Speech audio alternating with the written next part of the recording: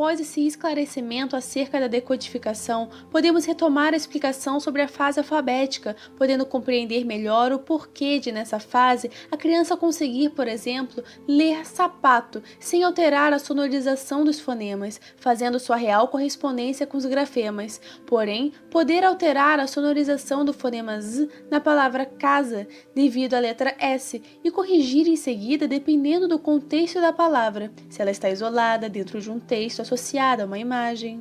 No momento em que a criança consegue analisar as palavras em unidades ortográficas sem realizar a conversão fonológica, podemos considerar que ela se encontra na fase ortográfica, pois essas unidades já estão armazenadas no léxico.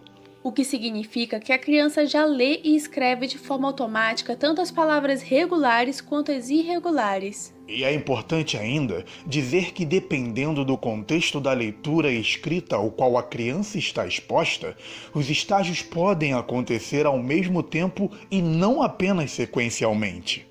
Além disso, também pode sofrer a influência das diferenças individuais de crianças, que demonstram perfis de aprendizagem distintos.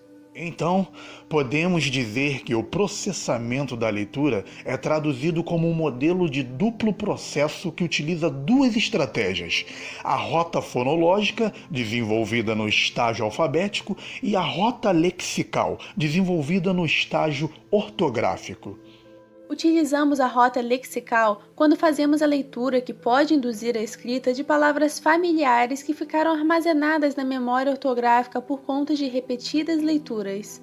Denominamos esta memória de léxico de input visual, ou sistema de reconhecimento visual das palavras. Quando lemos uma palavra e ela é reconhecida pela rota lexical, outro sistema entra em ação para a compreensão do significado da palavra, o semântico.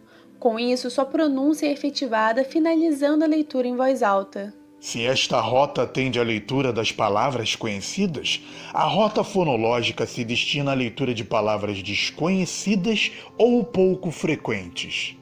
Diante desse tipo de palavra, fazemos uma análise de sua sequência grafêmica, a dividimos em unidades menores e a associamos aos seus respectivos sons. Há uma junção dessas partes divididas para então a palavra ser pronunciada. Na alfabetização, as crianças devem ter o estímulo das rotas fonológica e lexical por meio de atividades que as desenvolvam. Uma investigação de Sinsim e Santos constatou que os alunos que apresentaram no final do ano um desempenho de leitura superior eram também os que apresentavam um nível de consciência fonológica mais elevado, apontando assim que o desempenho de leitura e consciência fonológica parecem caminhar de mãos dadas. Mas o que seria consciência fonológica?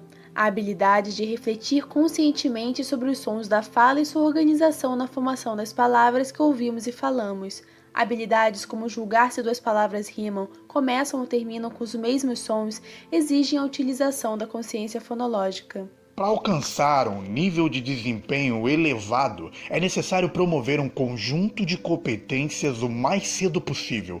O nível excelente se associa a variáveis como desenvolvimento verbal e manipulativo, bem como a consciência fonológica. Por isso que é importante permitir à criança, antes do ensino formal, a oportunidade de desenvolver habilidades orais variadas, de se confrontar e brincar conscientemente com os sons de sua própria língua, através de rimas, de aliteração, de reconstrução, de segmentação, de manipulação e de identificação silábica e intrassilábica, contando, unindo, adicionando, suprimindo, substituindo e transpondo. Vejamos no modelo funcional proposto por Elis alguns dos processos cognitivos envolvidos no reconhecimento de palavras escritas.